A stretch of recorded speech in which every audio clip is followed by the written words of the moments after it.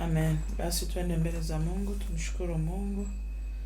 Acha tumshukuru Mungu kwa neema yake, kwa jinsi ambavyo Mungu ametuhurumia na kutupa tena siku ya leo. Mungu wetu na Baba yetu wa mbinguni, katika jina la Yesu, tunakushukuru Mungu wa milele, Mungu uliyeziumba mbingu na nchi. Wewe ambaye ni mwema na ni mwaminifu sana. Liinuliwe na kutukuzwa jina lako. Asante kwa kuwa Baba unatupenda upeo. Mungu mtakatifu, imeandikwa, wewe ulali wala usinzii kwa ajili yetu, unajishughulisha sana na mambo yetu. Tumeuona wema wako, tumeziona fadhili zako, tumeona matendo yako. Maana imeandikwa, Bwana asipoulinda mji walindao wakesha bure. Asante kwa sababu umekuwa mwema kwetu. Umetulinda na kututetea na kutuepusha na mabaya na hatari zote. Uinuliwe, utukuzwe Kristo Mfalme. Uinuliwe Baba mtakatifu, uinuliwe, maana peke yako unastahili sifa. Heshima na mamlaka na nguvu na uwezo vyote ni vya kwako.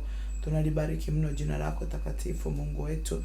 Ndipo tunajinyenyekeza kwako Baba wa milele, tukijua ni wewe Mungu utulindaye, usiyetuacha, usiyetutoa kuwa mawindo kwa meno yao, usiyeruhusu miguu yetu kusogezwa. Wewe peke yako unayetutunza na kutujali. Wewe peke yako ambao jina lako limetukuka sana. Baba, tunakushukuru na tunakuhimidi. Tunaomba toba mbele zako Kristo, mahali popote tulipokwenda kinyume na mapenzi yako, kwa kuwaza, kunena na kutenda hata kutokutimiza wajibu. Ninakusihi Kristo Bwana, utuhurumie, utusamee, ututakase, utuoshe kwa hisopo ya damu yako. Utakasia marango na kutakasia kuta, kutakasia mioyo, roho na nafsi zetu. Kienda kwenye ulimwengu wa roho, na funga kila kilichoinuka, kinachojinua juu ya elimu ya kwako, kuzuia utulivu na maombi ya usiku wa leo. Na nyamazisha kila sauti zote zinazotuinukia, na zinyamazisha kimya kwa damu ya mwana kondoo. Karibu Roho Mtakatifu, uwe nasi. Karibu tuongoze, karibu tusaidie, karibu tuwezeshe tukazione fadhili zako. Utukufu wako Mungu Baba, Mwana na Roho Mtakatifu. Amen. Amen. Amen. Karibuni sasa kwenye maombi.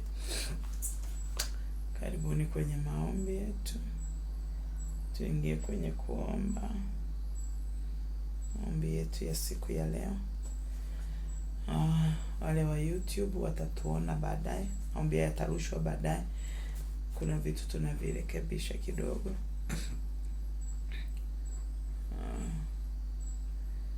Mistari nayo tuongoza leo. Mistari.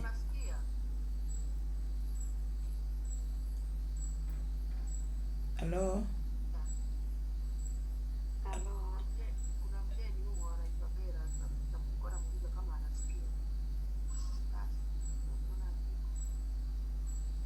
Ninyi mnanisikia? Sisi tunasikia. Okay, na maana kama nyinyi mnanisikia, hata Bera ananisikia kama yupo. Nitakuwa naye anasikia. Okay. Mistari inayotuongoza ni kutoka kitabu cha Yohana 11. Yohana 11 kuanzia mstari wa 38. Yohana 11 kuanzia 38, neno la Mungu linasema,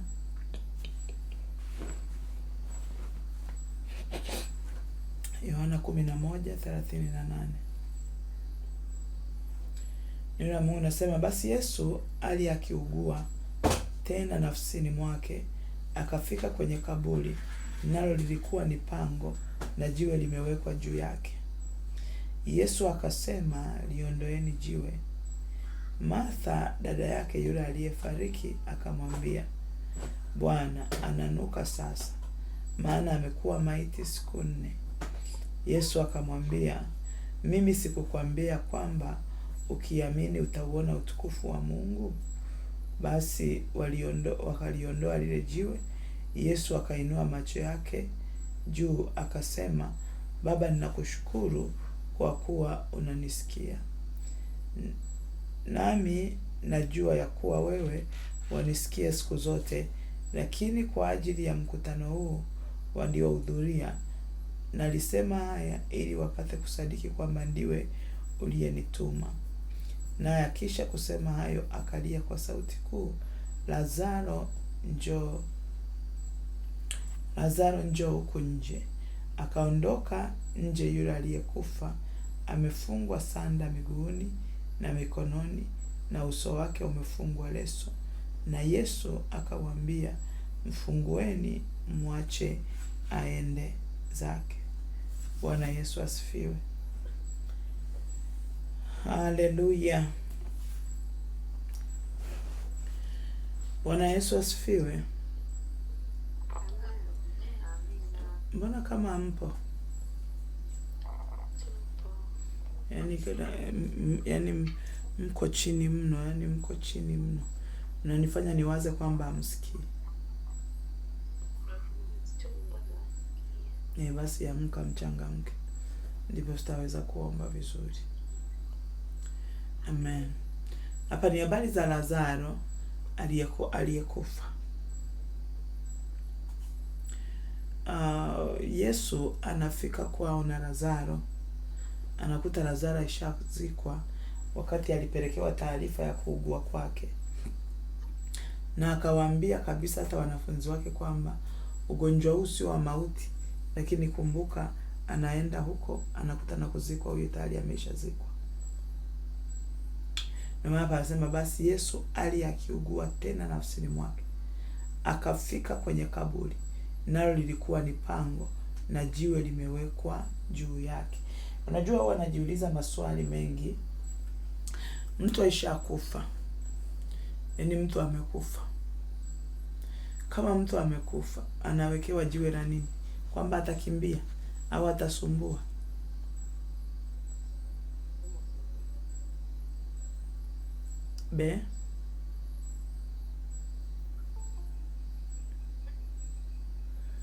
Naona mazungumzo yanaendelea, ndio maana nauliza huko. Mtu aishakufa anafungwa kwa nini? Yaani anafungwa mtu mikono, anafungwa nini? Ile sanda inazungushwa, inafungwa. Anafungwa kwa nini? Kwamba atakimbia. Na je, hata kama atakimbia, ina maana huyu aliyekufa amtaki afufuke? Huwa anajiuliza maswali sinaga majibu. Kwamba ni kwenye maisha yetu ya kawaida, yani hapo sizungumzia habari za Lazaro. Mtu ameisha kufa, mnamfunga wa nini? Yaani mnafunga wa nini? Mtu aisha kufa, mnamweka kwenye jeneza, mnagongelea mpaka misumari. Yaani ni nini kinachofanyika? Kinatafutwa nini? Kwa Yesu alipofika kwenye kaburi, akawaambia, anasema jiwe lilikuwa limewekwa juu yake. Yesu akasema, liondoeni jiwe. Martha dada yake yule aliyefariki akamwambia, Bwana, ananuka sasa, maana amekuwa maiti siku 4. Nikuulize swali, hivyo vifungo hali unayoipitia ni muda gani? Huyu anasema amekuwa maiti siku 4. Ni kweli unaweza ukawa unaonekana unanuka. Ni kweli hilo jambo inaweza ikawa limechukua muda mrefu, ukafika mahali wewe mwenyewe ukalikatia tamaa, ukaona haiwezekani tena. Lakini Mungu anachotaka ufanye ni kuliondoa jiwe. Jiwe ni nini? Hicho ambacho kinazuia kutokuamini. Kutokuamini ni jiwe ambalo linatuzuia wengi kupokea vitu ambavyo tulitakiwa kuvipokea. Imani inatupa uhakika. Imani kisha tetereka, tunavikosa vile ambavyo tulitakiwa kuvipata. Na ndio maana Yesu anawaambia, liondoeni jiwe. Ondoa jiwe. Ina maana jiwe ni kutokuamini. Yeye anawaambia fanyeni hiki, wao wanawaza habari za siku ngapi, wanawaza habari za kwamba ameshazikwa, wanawaza habari za kwamba amechukua muda gani. Lakini Yesu anawaambia liondoeni jiwe. Kwa hata usiku wa leo Mungu anachotaka, ondoa jiwe. Amini hiyo hali unayoipitia inaweza kubadilika. Mahali ambapo umepita na umekaa kwa muda mrefu, unaweza kutoka katika jina la Yesu. Haleluya.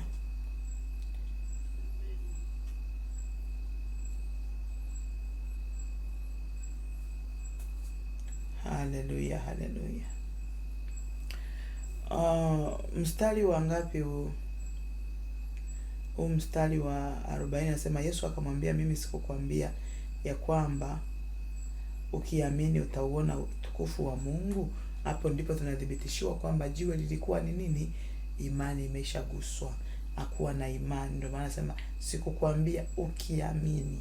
Ina maana imani ilikuwa imesha yumbishwa, ndio likawa jiwe sasa la kumzuia kuomba, la kumzuia kupokea.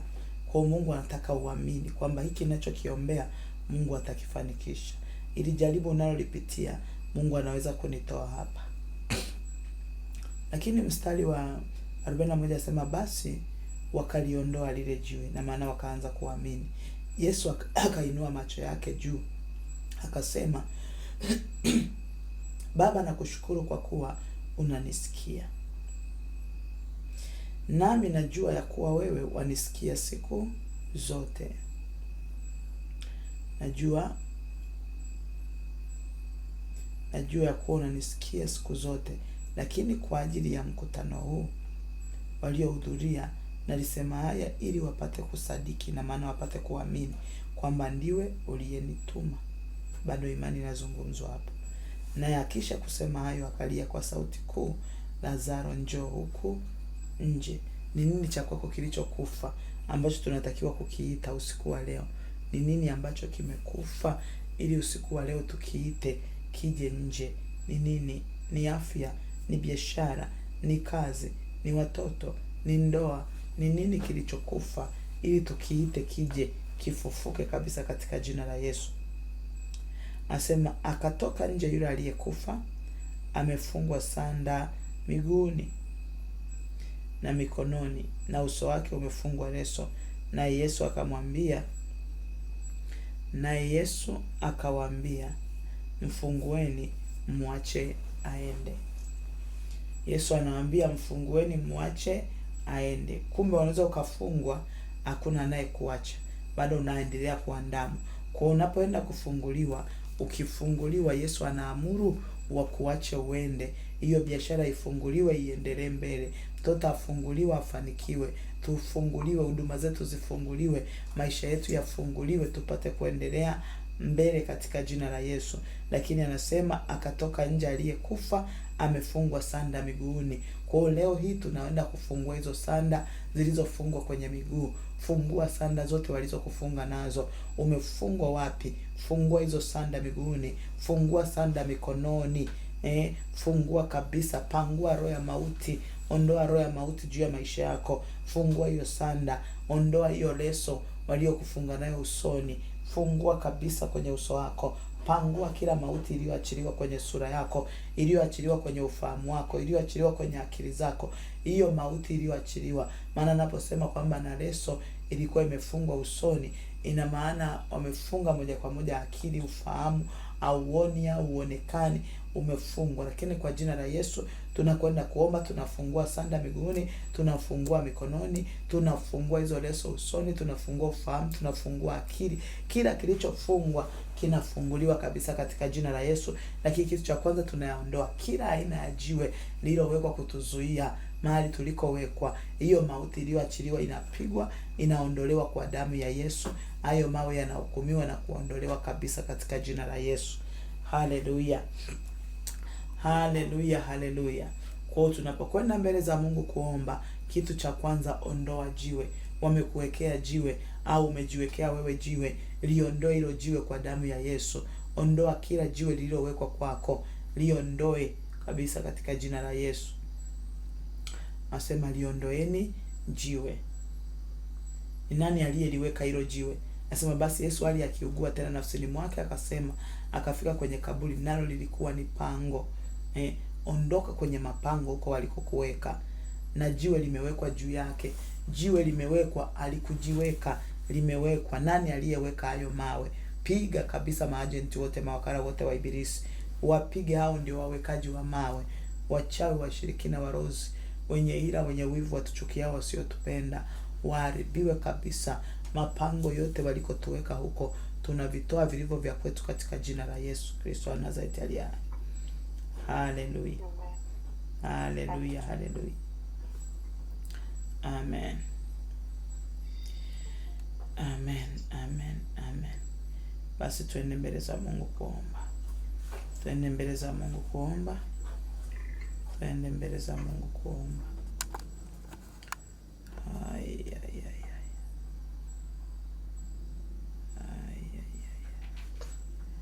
Amen. Okay, naona mtu anasema hapa, naomba uniunge na mimi niombee mabinti zangu. Haya maombi yanaombwa leo. Tutayaomba leo saa 4. Sio, hakuna cha grupu hapa kwamba ni grupu. Ni Google Meet itatumwa kwenye magrupu yetu haya. Kwa mabinti zenu mwaweke standby, watajoin. Na YouTube utakuwa tayari tumemaliza kurekebisha hicho kitu kinachorekebishwa, ndio tutakuwa live. Kwa hiyo wewe usiwaze kwamba kuungwa, hakuna mahali pengine pa kuungwa. Linki ikitumwa utajoin moja kwa moja. Amen. Basi tuende mbele za Mungu kuomba. Tuende mbele za Mungu kuomba. Tuende mbele za Mungu kuomba. Haleluya. Shukuru Mungu. Omba toba. Funga mkaribishe Roho Mtakatifu, funga mwenye nguvu. Kisha mfunga mwenye nguvu, ng'oa yaliyopandwa. Ng'oa kila aina ya mapando ya adui. Pando lolote la adui ng'oa. Ng'oa hayo mapando yote. Unaweza kunisaidia kuzima maiki yako tafadhali? Batilisha kabisa, isemeshe siku yako. Semesha siku yako baada ya kung'oa yaliyopandwa. Siku yako isemeshe vizuri. Iamulishe siku yako iweze kwenda sawa sawa na kila ambacho mbingu imeamuru na imetukusudia. Haleluya. Wewe ni Mungu mwaminifu Baba, katika jina la Yesu. Tunakushukuru mfalme mwema, tunasema asante kwa sababu hakuna Mungu mwingine kama wewe, unayetulinda na kututunza, unayetujali na kutuwazia mema. Heshima na mamlaka na nguvu na uwezo na ukuu vyote ni vya kwako mfalme, katika jina la Yesu Kristo na kwa damu ya mwana kondoo. Ninakushukuru mtakatifu, ninakushukuru Baba yetu, ninakushukuru wewe unajishughulisha sana na mambo yetu, usiyetutoa kwa mawindo kwa meno yao, usiyeruhusu miguu yetu kusogezwa. Wewe ni Mungu mwaminifu, wewe ni Mungu wetu, wewe ni mtakatifu, wewe ni mfalme wa falme Baba, katika jina la Yesu. Uhimidiwe, utukuzwe Kristo mfalme, uhimidiwe Mungu mtakatifu, katika jina la Yesu. Asante kwa huruma zako, asante kwa fadhili zako, asante Mungu mtakatifu tulindaye, usiyetuacha, usiyetutoa kwa mawindo kwa meno yao, usiyeruhusu miguu yetu kusogezwa. Ni wewe peke yako Mungu wa kuabudiwa, ni wewe peke yako Mungu wa kuokoa, ni wewe peke yako Mungu mtakatifu, katika jina la Yesu na kwa damu ya mwana kondoo uliye hai. Baba yetu mwema, ninakushukuru kwa sababu unastahili. Ninakushukuru kwa sababu wewe ni Mungu. Ninakushukuru kwa sababu unatutendea kwa ukarimu wako. Pokea sifa Mungu wetu, pokea sifa Baba yetu, pokea sifa, maana peke yako wewe ni mtakatifu. Heshima na mamlaka na nguvu na uwezo Baba, vyote ni vya kwako, katika jina la Yesu. Tunakuinua, tunakutukuza. Asante Mungu mwenye nguvu, asante mfalme wa falme, asante Baba wa utukufu, asante kimbilio letu, msaada wetu wa karibu. Maficho yetu ni wewe, wokovu wetu ni wewe, uzima wetu ni wewe, kimbilio letu ni wewe Baba. Tunakushukuru maana ni wewe peke yako unayetushindia. Asante kwa huruma zako, asante kwa rehema zako, asante maana Mungu mtakatifu unastahili sifa, heshima na mamlaka na nguvu ni vyako, katika jina la Yesu na kwa damu ya mwana kondoo. Mungu wetu na Baba yetu wa mbinguni, akuja mbele zako kwa damu ya Yesu.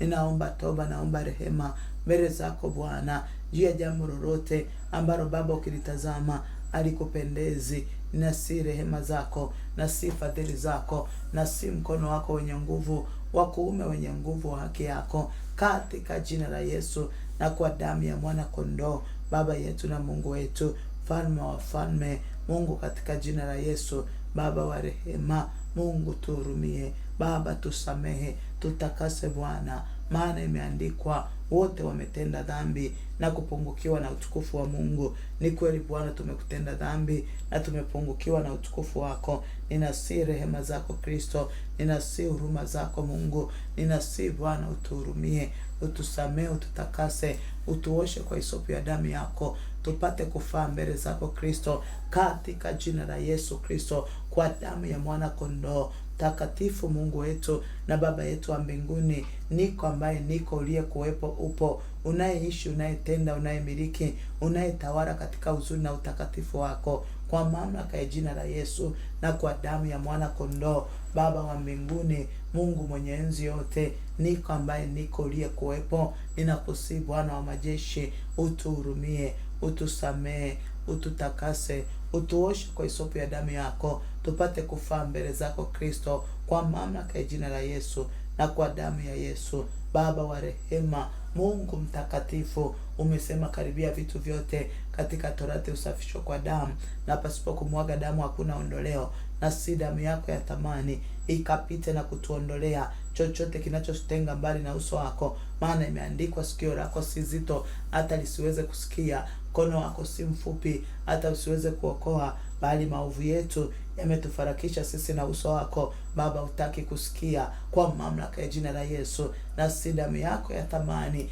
ikapite na kutuondolea chochote kinachotutenga mbali na wewe, kwa mamlaka ya jina la Yesu na kwa damu ya mwana kondoo. Ndipo Baba wa rehema, na kuja mbele zako Mungu nikilitukuza jina lako na kukuinua, maana umetuahidi neema na rehema pale tunapotubu, katika jina la Yesu na kwa damu ya mwana kondoo. Takatifu Mungu wetu, Baba yetu mwema, Mungu uliyeziumba mbingu na nchi, niko ambaye niko, uliye kuwepo upo, unayeishi, unayemiliki, unayetawala milele yote, kwa mamlaka ya jina la Yesu na kwa damu ya Yesu, na kwenda kwenye ulimwengu wa roho. Baba mtakatifu, tunakuhitaji roho kweli. Roho Mtakatifu, tunakuhitaji na nguvu zako, tunakuhitaji na rehema zako, tunakuhitaji na fadhili zako, tunakuhitaji roho kweli, katika jina la Yesu. Tunakuhitaji Kristo, tunakuhitaji jemedari, wewe ambaye ni niko, uliye kuwepo upo, unaishi, unayemiliki, tunakuhitaji. Karibu na nguvu zako na msaada wako uwe nasi Bwana usiku wa leo, katika jina la Yesu. Baba mtakatifu, Mungu wetu, umesema tunawezaje kuingia kwenye nyumba ya mtu mwenye nguvu na kuteka vyombo vyake tusipomfunga kwanza? Nipo na kwenda kwenye ulimwengu wa roho, na iachilia damu ya Yesu. Ninafunga hizo falme, ninafunga wenye mamlaka, ninafunga wakuu wa giza, ninafunga mapepo wabaya kwenye ulimwengu wa roho, ninafunga kwa mamlaka ya jina la Yesu. Ninafunga hizo falme, ninafunga katika jina la Yesu. Baba mtakatifu, Mungu wetu, ninanyamazisha kila sauti iliyo kinyume na Mungu aliye hai. Baba wa rehema, Mungu wetu, ninafunga kwa damu ya Yesu chochote ambacho kinachoinuka, kinachojiinua juu ya elimu ya Mungu, ninanyamazisha kimya kwa mamlaka ya jina la Yesu. Ninateka nyara kila fikra ipate kukutii Kristo Bwana, kwa mamlaka ya jina la Yesu, kwa damu ya mwana kondoo. Mungu wetu na Baba yetu mwema, takatifu, Mungu wa Israeli, wewe ambaye niko, uliye kuwepo, na kuja mbele zako Bwana, katika jina la Yesu na kwa damu ya mwana kondoo. Baba mtakatifu, Mungu wetu, umesema ingawa tunanenda katika mwili, hatufanyi vita kwa jinsi ya mwili, maana silaha za vita vyetu si za mwili, bali zina uwezo katika Mungu hata kuangusha ngome, kwa mamlaka ya jina la Yesu. Ndivyo na kwenda kwenye ulimwengu wa roho, na kwenda kwenye ulimwengu wa roho. Baba, nang'oa kila mapando yaliyopandwa, maana umesema mpanzi alipanda mbegu njema, walipolala kaja adui yake akapanda magugu. Kila aina ya magugu yaliyopandwa, kila aina ya magugu yaliyopandwa, na iachilia damu ya Yesu, na iachilia damu ya Yesu, na iachilia damu ya Yesu. Baba mtakatifu, Mungu wetu, pando lolote tulilopandiwa wakati tumechoka, wakati tumelala, hayo mapando walioyapanda kwa damu ya Yesu Kristo. Baba mtakatifu, Mungu wetu, hayo mapando ya kuzimu, hayo mapando ya ajali, hayo mapando ya magomvi, hayo mapando ya mafarakano, pando lolote asilolipanda Baba yetu wa mbinguni, linang'olewa usiku wa leo. Tunang'oa yote, tunasambaratisha kila kazi zote za ibilisi kwa damu ya Yesu. Tunaharibu mashauri yao, tunaharibu agenda zao, tunaharibu kwa moto, katika jina la Yesu. Baba mtakatifu, chochote tulichopandiwa, chochote kilichoelekezwa kwetu ili kipate kutupata, maana nasema anayabatilisha mashauri ya waovu, mashauri ya wadanganyifu, mashauri ya mataifa, ili mikono yao isipate kutimiza makusudio yao, kwa damu ya Yesu, kwa jina la Yesu. Baba mtakatifu, Mungu wetu wa mbinguni, ninakusihi katika jina la Yesu, chochote kilichopandwa juu ya watoto wetu, chochote kilichopandwa juu ya kazi zetu, juu ya biashara zetu, juu ya afya zetu, juu ya ndoa zetu, kwa damu ya Yesu, chochote tulichopandiwa wakati tumelala, siku tuliochoka, wakati tumekata tamaa, hayo yaliyopitishwa na ufalme wa giza, hayo mapando yao, kwa damu ya Yesu. Anasema wanawaza maovu vitandani mwao, unapopambazuka ili wapate kuyatimiza maana yao katika uwezo wa mikono yao. Kwa mamlaka ya jina la Yesu, ninakwenda kwenye ulimwengu wa roho, ninanyamazisha kila sauti zote, ninapangua kwa damu ya Yesu hayo mapando yaliyopandwa. Batilisha matamko yao, batilisha manuizo yao, batilisha makusudio yao kwa damu ya Yesu. Ninabatilisha leo, ninabatilisha leo kwa mamlaka ya jina la Yesu. Kila kilichoachiliwa ninakibatilisha kwa damu ya Yesu. Ninabatilisha kwa jina la Yesu hizo ajali zilizopangwa, hayo mafarakano yaliyoachiliwa, hayo magomvi yaliyoachiliwa, huo uchungu na huzuni, chochote kilichoachiliwa, na kwenda kwenye ulimwengu wa roho, na haribu na kupangua, na haribu na kuharibu, na haribu na kuvuruga kwenye ulimwengu wa roho na wa mwili kwa mamlaka ya jina la Yesu. Ninapangua kila agenda zote kwa damu ya Yesu. Haribu chochote kilichokusudiwa, haribu hiyo kazi ya ibilisi, haribu kwa moto wa Bwana, haribu kabisa katika jina la Yesu. Ninaharibu mikakati yote, chochote walichotupangia ninakiharibu leo, ninakiharibu leo kwa damu ya Yesu. Baba, ninaharibu makusudio ya adui yaliyopangwa, yaliyokusudiwa, ninaharibu kwa moto wa Roho Mtakatifu. Ninaharibu agenda zao, ninabatilisha mashauri yao, mashauri mabaya nabatilika. Ndio maana unasema ndio tufanye mashauri juu ya Yeremia. Chochote kilichofanyika, hayo mashauri mabaya juu yetu nabatilisha kwa damu ya Yesu. Mungu Mwokozi, Baba, katika jina la Yesu, wewe uliye mwema na mwaminifu, mfalme wa falme, Baba, katika jina la Yesu ninakusihi Kristo Bwana, mahali popote tumepelekwa kwenye madhabahu za giza, kwa waganga wao, kwa wachawi wao, kwa washirikina wao, wakatutaja majina yetu, wakaandika na nyaraka zao, Baba, ninakwenda na damu ya Yesu, ninafuta yaliyoandikwa, ninabatilisha na kutengua yote tuliyonenewa, hayo mabaya yaliyokusudiwa, na haribu maelekezo ya waganga, hayo maagizo yao yanaharibiwa kwa damu ya Yesu, maana yanayatengua mashauri ya wadanganyifu, ili mikono yao isipate kutimiza makusudio yao. Chochote walichokikusudia hakitafanikiwa leo kwa damu ya mwana kondoo. Tunafungua fahamu zetu mahali zilikofungwa na kushikiliwa kwa mamlaka ya jina la Yesu na kwa damu ya mwana kondoo takatifu. Mungu wetu Baba, katika jina la Yesu na kwa damu ya mwana kondoo,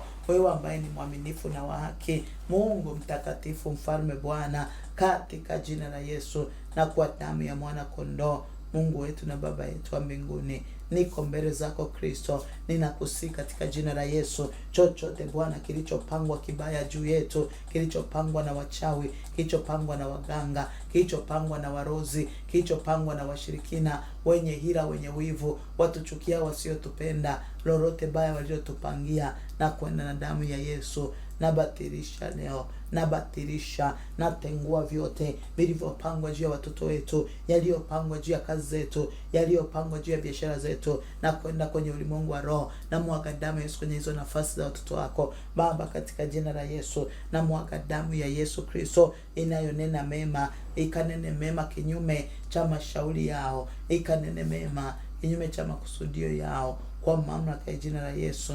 Baba mtakatifu, Mungu wetu, ninakusihi katika jina la Yesu, kila mpango mbaya, natoa jina langu huko, natoa picha yangu huko, natoa kwenye madhabahu zao, najitoa kwenye mikono yao, najitoa kwa damu ya Yesu Kristo. Yesu Mwokozi wetu, mfalme mwema, hayo makusudio yao, mipango yao yanaharibiwa, makusudio yao yanabatilika kwa mamlaka ya jina la Yesu na kwa damu ya mwana kondoo. Baba, tunakwenda kwenye ulimwengu wa roho, na mwaga damu ya Yesu katika lango la siku, na mwaga damu ya Yesu kwenye lango la mchana, na mwaga damu ya Yesu kwenye lango la alasiri, na mwaga damu ya Yesu kwenye lango la jioni, naikomboa siku yetu, naitakasa kwa damu ya Yesu. Baba, nanyunyiza damu yako, maana umesema tuiamuru asubuhi tangu siku zinapoanza, ili ipate kushika miisho ya nchi, waovu wa kung'utu wakawe mbali nayo. Katika jina la Yesu ninasemesha asubuhi ya leo, haitapitisha mauti wala mabaya,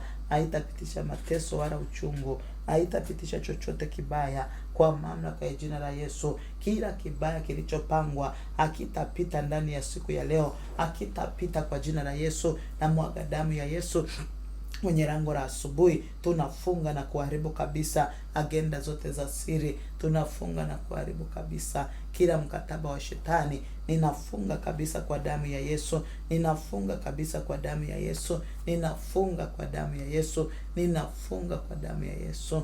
Baba mtakatifu, Mungu wetu, Mfalme, katika jina la Yesu ninakusihi Kristo Bwana, Baba wa utukufu, Mungu mwenye enzi yote, niko ambaye niko, uliyekuwepo upo, unayemiliki na kutawala. Ninakusihi Bwana, uso wako uende pamoja nasi. Ninaenda kinyume na waovu waliopangwa, walioamrishwa, walioinuliwa ili kufanya vita nasi. Baba, mapambano yao, mashauri yao yanaharibiwa, yanabatilika, yanaharibiwa, yanabatilika kwa damu ya Yesu. Mashauri yao yanapanguliwa, njama zao zinavurugwa, kalenda zao zinaharibiwa kwa mamlaka ya jina la Yesu, kwa damu ya mwana kondoo. Baba mtakatifu, kila mkataba wa adui uliosainiwa ili kututesa, ili kututaabisha, kwa damu ya Yesu Baba ninakusihi Kristo, Mfalme mwema, Baba wa utukufu, wewe uliye mwema sana, unayetutendea kwa ukarimu. Jina lako liinuliwe, jina lako litukuzwe, jina lako lihimidiwe Bwana, katika jina la Yesu na kwa damu ya mwana kondoo. Ninakusihi Bwana, uwe nasi. Au waovu wakung'utwe, wakawe mbali na kazi zetu, wakawe mbali na afya zetu, wakawe mbali na utumishi wetu, wakawe mbali na watoto wetu, wakawe mbali na biashara zetu. Au waovu wakung'utwe, wakawe mbali nasi kwa mamlaka ya jina la Yesu. Au waovu wakung'utwe, wakawe mbali na huduma zetu kwa damu ya Yesu Kristo. Au waovu wanakung'utwa, au waovu wanakung'utwa, wanawekwa mbali nasi, wanawekwa mbali nasi kwa mamlaka ya jina la Yesu. Kana mashando mando robosika ria masheke tayama mando robosika. Au waovu wanakung'utwa, wanakuwa mbali nasi, wakawe mbali na watoto wetu, wakawe mbali na ndoa zetu, wakawe mbali na biashara zetu. Au waovu wakawe mbali kwa mamlaka ya jina la Yesu. Kora mashanda resekeria mashanda mandarabakoria rika sakarabakora ri mama sekete ya basanda mandorobokoria rikaria bashanda mandarabasika rikorobosikiri masaka rapokoria manda mandarabasika ria mashandorobokora rikorobosiki andarabakoria, katika jina la Yesu na kwa damu ya mwana kondoo takatifu. Mungu wetu, na kwenda kwenye ulimwengu wa roho, hiyo mipango mibaya inaharibiwa Baba. Imeandikwa ni mizuri kama nini miguu yao ipelekao habari njema. Na kwenda kwenye ulimwengu wa roho,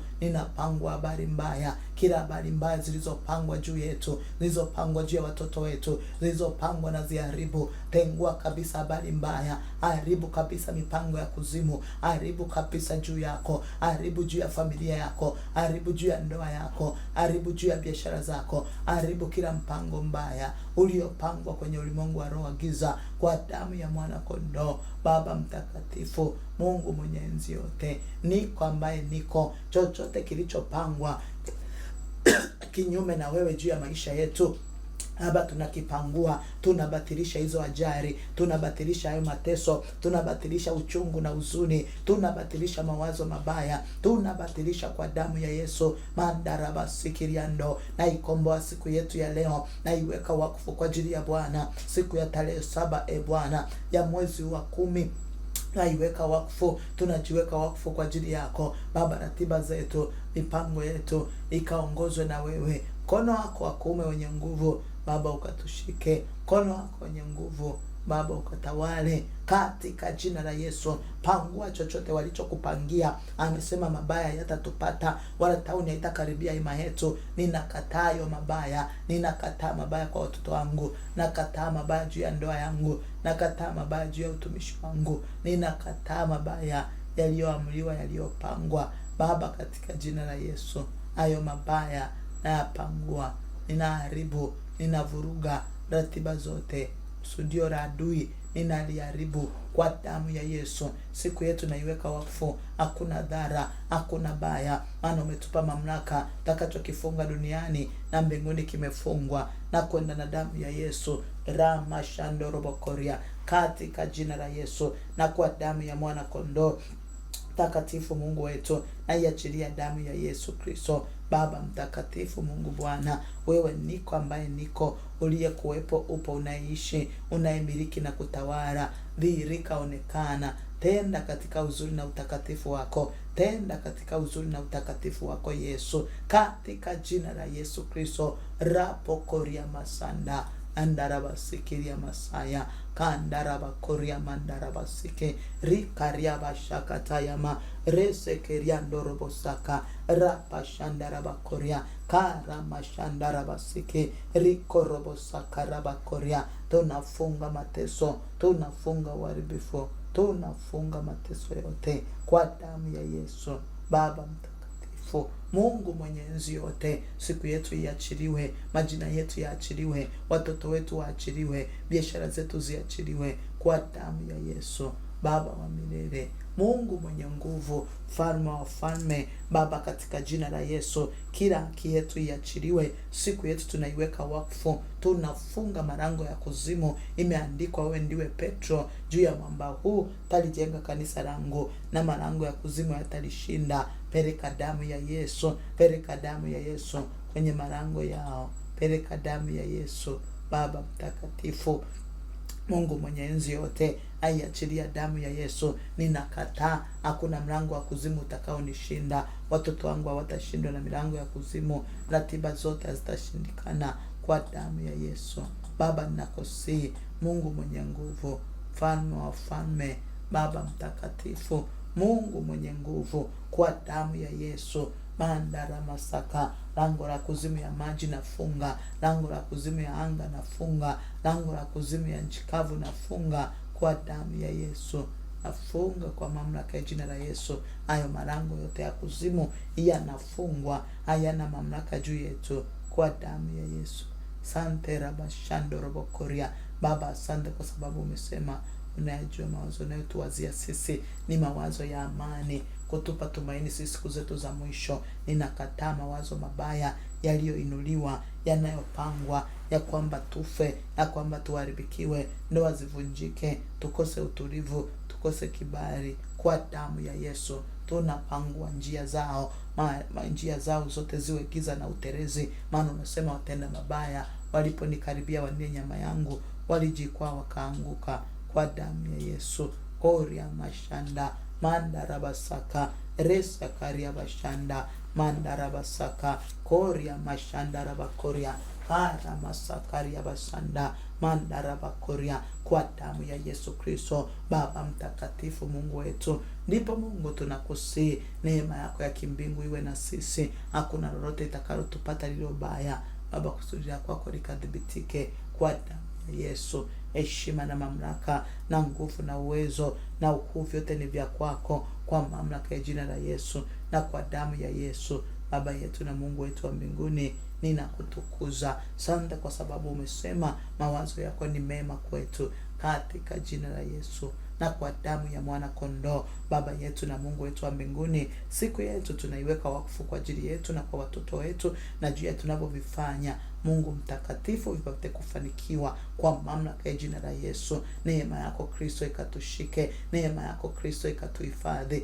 neema yako Bwana ikatudhihirishie kwa damu ya mwana kondoo. Baba mtakatifu, tunajitenga na waliobeba habari mbaya. Jitenge na habari mbaya, jitenge na habari mbaya. Omba, mtu wa Mungu, omba.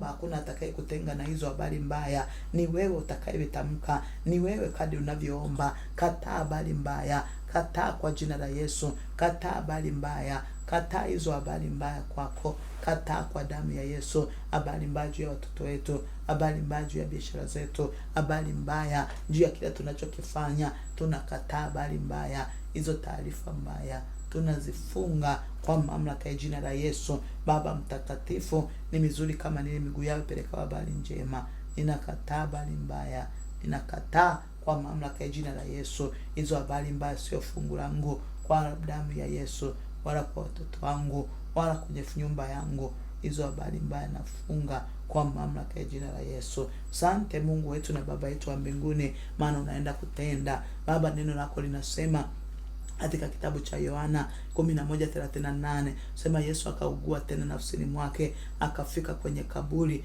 nalo lilikuwa ni pango na jiwe limewekwa juu yake. Baba, katika jina la Yesu, ninakwenda kwenye ulimwengu wa roho, kila aina ya makaburi, mahali tulikowekwa kwenye makaburi, mahali watoto wetu walikowekwa, mahali nafsi zetu zilikowekwa, mahali biashara zetu zilikowekwa, kwa damu ya mwana kondoo. Baba mtakatifu, Mungu wetu Mfalme, katika jina la Yesu na kwa damu ya mwana kondoo, wewe ambaye ni mwema na ni mwaminifu, ninasimama na damu yako ya thamani, hiyo inayonena mema kinyume cha mabaya na hatari zote, kwa damu ya mwana kondoo. Baba, kwenye makaburi ninakwenda na damu ya Yesu, ninatoa vilivyo vya kwetu vilivyowekwa makaburini. Kuna namna tumezikwa, kuna namna tumefukiwa kwenye makaburi, akili zetu zimewekwa huko, fahamu za watoto wetu, biashara zetu, kazi zetu, kwa damu ya Yesu. Baba mtakatifu, Mungu wa Israeli, kwa mamlaka ya jina la Yesu na kwa damu ya mwana kondoo, jitoe mtu wa Mungu kwenye kaburi, jitoe kwenye kaburi hilo. Kaburi gani umewekwa? Jitoe kwenye hilo kaburi,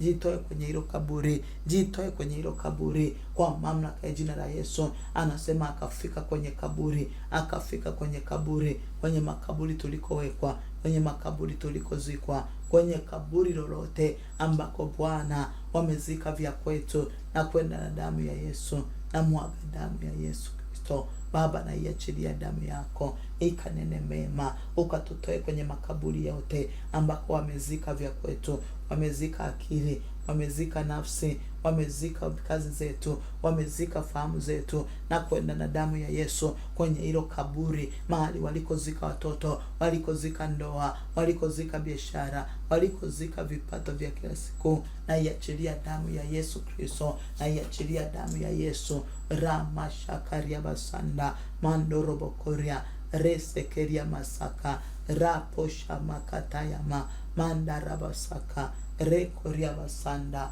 mandorobosika rikaria bashata mandarabakoria. Najitoa kwenye hilo kaburi walikotuweka wachawi, walikotuweka waganga, wanaotuchukia, wasiotupenda, wenye wivu, mahali tulikowekwa. Napeleka damu ya Yesu kora mashanda mandorobosaka. Tunatoka kwenye makaburi yao, tunatoa vya kwetu, tunatoa uchumi wetu, tunatoa majina yetu, tunatoa kibali chetu kwenye hayo makaburi. Tunatoka kwa jina la Yesu, tunatoka kwa damu ya Yesu, tunatoka kwa damu ya Yesu kwenye kila kaburi kwa mamlaka ya jina la Yesu. Anasema nalo lilikuwa ni pango, na kwenda kwa damu ya Yesu. Natoa vya kwetu kwenye mapango, natoa waume zetu, natoa kazi zetu, natoa biashara zetu kwenye hayo mapango. Baba, nakusihi katika jina la Yesu ukatutoe kwenye kila aina ya pango, mahali walikotuweka, mahali walikotuficha, kwa damu ya Yesu, katika jina la Yesu. Baba mtakatifu, Mungu wetu, ramashandorobokoria resakarabasaka mandarabakoria rikarabasaka mandorobokora rikariabashata. Natoa vya kwetu kwenye mapango, natoa fahamu za waume zetu, natoa kazi zetu, natoa wanawake huko kwenye mapango walikowekwa, walikoshikiliwa, wachawi, warozi, washirikina, wa damu ya Yesu. Baba mtakatifu, Mfalme, Baba mwenye enzi yote, niko ambaye niko hayo mapango tunatoka. Natoa haki zangu, natoa vya kwangu kwenye hilo pango kwa damu ya Yesu. Mungu Baba, pango lolote ambako tuko, mahali tulikoshikiliwa, mahali tulikofungiwa, kwa damu ya Yesu tunatoka sasa, tunatoka sasa. sasa kwa mamlaka ya jina la Yesu. Kwenye hayo mapango na watoa watoto wetu, natoa watoto wa kike, natoa watoto wa kiume kwenye hayo mapango ya ushoga, mapango ya usagaji, mapango ya shisha, mapango ya kubeti, mapango yoyote Baba tunawatoa kwa damu ya Yesu. Kora mashanda resekeria basaka, kwa damu ya Yesu tunatoka huko, tunatoa huduma zetu, tunatoa biashara zetu, tunatoa kazi zetu, tunatoka kwenye mapango. Toa kila kilicho cha kwako kwa mamlaka ya jina la Yesu Kristo. Rapo shandara bakoria rima sakaria bashanda mandara bakoria manda resekete karia bashando mandara basia endere bosaka kora mashandara bakoria, kwa damu ya Yesu Kristo. Baba mtakatifu, Mungu wetu, anasema lilikuwa limewekwa jiwe. Yesu akasema liondoeni jiwe na kwenda kwenye ulimwengu wa roho. Ninaondoa kila aina ya jiwe lililowekwa juu yangu, kila aina ya jiwe waliloniwekea kwa mamlaka ya jina la Yesu. Jitoe kwenye hayo mapango, ondoa na mawe yake. Jitoe kwenye hayo makaburi, ondoa na mawe yaliyowekwa mlangoni, ili usitoke, ili usivuke, ili usifanikiwe, kwa mamlaka ya jina la Yesu Kristo, kwa damu ya mwana kondoo. Baba mtakatifu, Mungu wetu, Mfalme, katika jina la Yesu Kristo, Baba wa Bwana wetu Yesu Kristo, ninakusihi Kristo Bwana, Baba mwenye enzi yote, nika ambaye niko, uliyekuwepo, upo, unaishi, unayemiliki, unayetawala, unayetenda katika uzuri na utakatifu wako, katika jina la Yesu na kwa damu ya mwana kondoo. Baba yetu na Mungu wetu, Mfalme wa falme, Baba wa milele, Mungu mwenye enzi yote, jemedari, mfalme mwema, kwa damu ya Yesu mandara bakoria rapo sakarianda, hayo mawe yanaondolewa, mawe yanaondolewa, mawe yanaondolewa, mawe ya magonjwa yanaondoka, mawe ya umaskini yanaondoka, mawe ya kukosa imani yanaondoka, mawe ya uchungu na huzuni, mafarakano na mateso, hayo mawe yanaondoka kwa mamlaka ya jina la Yesu. Ninaondoa hilo jiwe huko kwenye mapango, huko kwenye wateso, kwa damu ya Yesu. Baba mtakatifu, Mungu mwenye enzi yote, tunatoa hayo mawe yake kwenye kazi zetu. Mawe yanatolewa, ondoa hayo mawe, ondoa kila jiwe lililowekwa juu yako kwa jina la Yesu. Hilo jiwe lililowekwa kwenye hiyo biashara, hilo jiwe lililowekwa na wachawi, lililowekwa na waganga, lililowekwa na warozi, lililowekwa, hilo jiwe linaondolewa kwa damu ya Yesu. Hilo jiwe linaondoka, jiwe la uchungu linaondoka, jiwe la huzuni linaondoka, jiwe la madeni linaondoka, jiwe la umaskini linaondoka, kila aina ya jiwe linaondoka kwa jina la Yesu. Kila jiwe linaondolewa na wachawi wanaliondoa kwa damu ya Yesu. Baba wa mbinguni, Mungu wetu, mfalme mwema, kwa mamlaka ya jina la Yesu, hilo jiwe linaondoka, linaondolewa. Yesu akasema liondoeni jiwe, hilo jiwe linaondoka, linaondoka kwa jina la Yesu. Ninaondoa kila aina ya jiwe lililowekewa mbele yangu, lililowekwa kutuzuia. Ondoa, mtu wa Mungu, ondoa, ondoa kabisa, ondoa hilo jiwe, ondoa hilo zuio, ondoa hicho kikwazo, ondoa kabisa kwa mamlaka ya jina la Yesu. Hilo jiwe linatoweka, hilo jiwe linaondolewa, hilo jiwe linaondolewa kabisa katika jina la Yesu. Kila jiwe lililowekwa kwa wazuia watoto wangu, ondoa mawe yaliyowekwa mbele ya watoto ili wasifanikiwe kwenye maisha ya kwao kwa mamlaka ya jina la Yesu. Hayo mawe ya viburi, hayo mawe ya ushoga na uzinzi na uharibifu, kila mawe ya uongo, ondoa juu yao kwa damu ya Yesu. Tunakataa watoto wetu wenenda na kusombwa kama dunia inavyokwenda. Tunakataa hayo mawe, tunaondoa hayo mawe, tunayaondoa kwa damu ya Yesu. Kila jiwe linapigwa, kila jiwe linaondolewa, kila jiwe linaangushwa kwa mamlaka ya jina la Yesu na kwa damu ya mwana kondoo. Yesu akasema liondoeni jiwe. Martha na dada yake yule aliyekufa akamwambia, Bwana ananuka sasa kwa damu ya mwana kondoo, maana amekuwa maiti siku 4 na kwenda kwenye ulimwengu wa roho. Ninakataa roho ya mauti, piga hiyo roho ya mauti iondoke kwako, piga hiyo roho ya mauti ikuachie. Ondoa mauti kwenye mikono, ondoa mauti kwenye kinywa, ondoa mauti kwenye sura, ondoa mauti kwenye viungo vya mwili, ondoa mauti kwenye mikono. Hiyo mauti inaondolewa, hiyo mauti inaondolewa. Kila harufu ya kipepo, hiyo harufu za kichawi, adui zinaharibiwa, zinaachiliwa na wachawi, zinafurugwa hizo harufu kwa damu ya Yesu. Hiyo mauti inaondoka, naondoa kila mauti, hiyo roho ya mauti inaondoka kwa damu ya Yesu.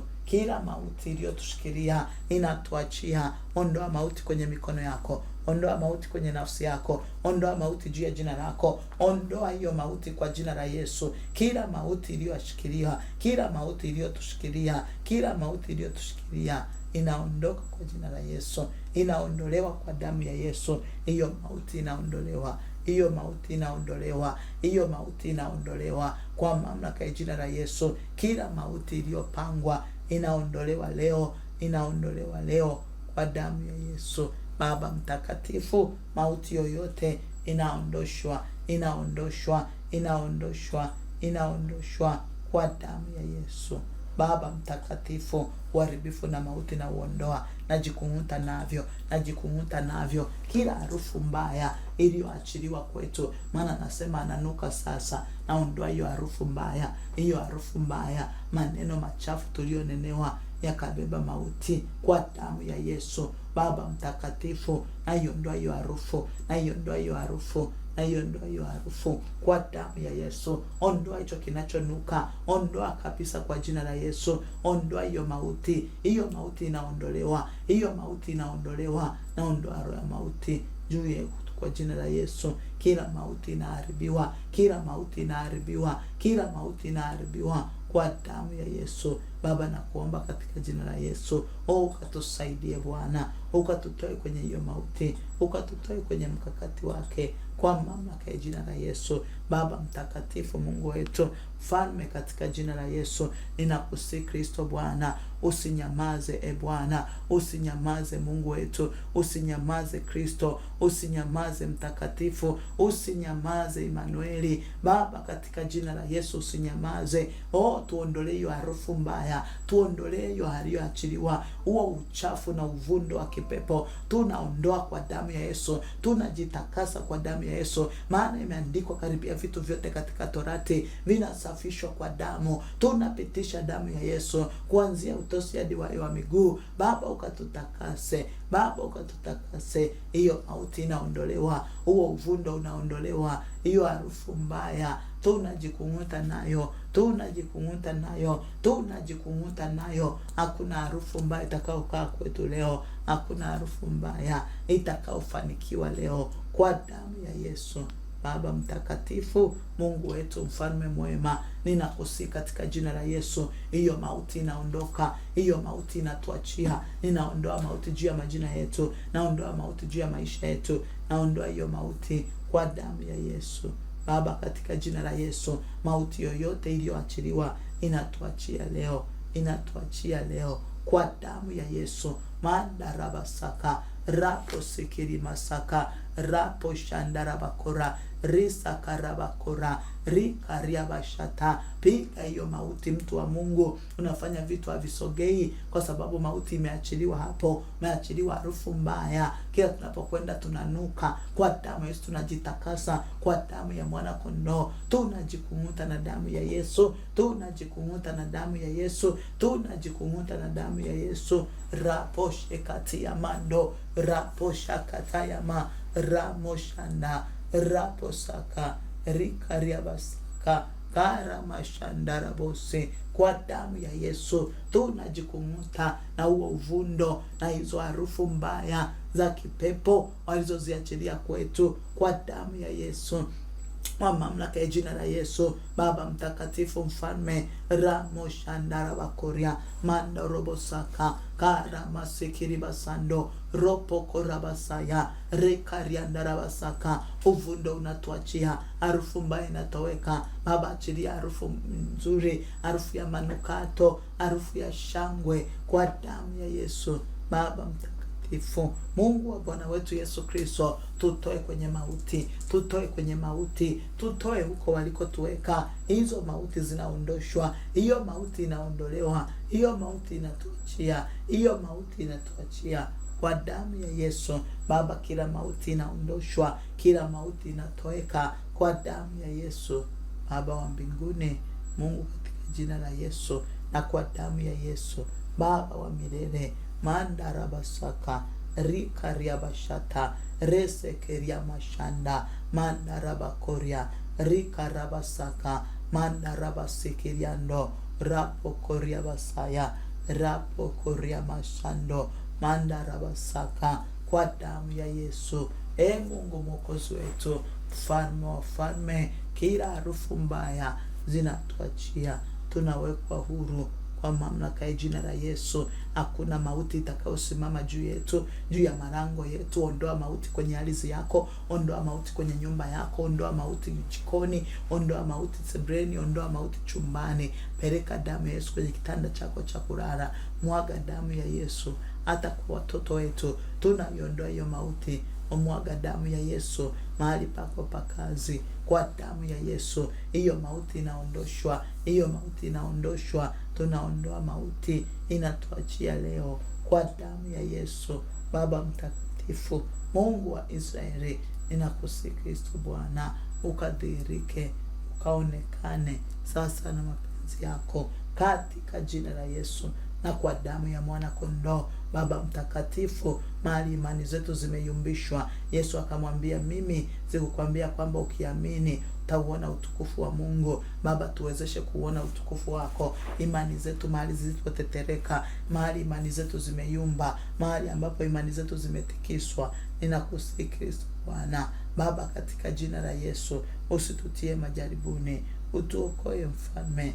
utuokoe jemedari, utuokoe katika jina la Yesu. Mungu mtakatifu, Baba yetu na Mungu wetu, katika damu ya Yesu Kristo, utuokoe Bwana, utuokoe mfalme, utuokoe katika jina la Yesu. Imani zetu Bwana zisitindike, turejeze kwako tena, turejeze kwako Mungu katika jina la Yesu. Tukauone utukufu wako kwa namna unavyotuvusha, kwa namna unavyotuokoa, kwa namna unavyotupigania. Baba, tuwezeshe kuona, maana ulisema ukiamini utauona utukufu wa Bwana. Baba, tupe kuona utukufu wako kwenye kazi zetu, kwenye biashara zetu, kwenye ndoa zetu, kwenye nyumba zetu. Baba, tupe kuona huo utukufu wako katika jina la Yesu. Mandarabasaka res keria bashanda mandarabakoria ribosaka rikarabashanda rabakoria katika jina la Yesu. Kora mashandara makoria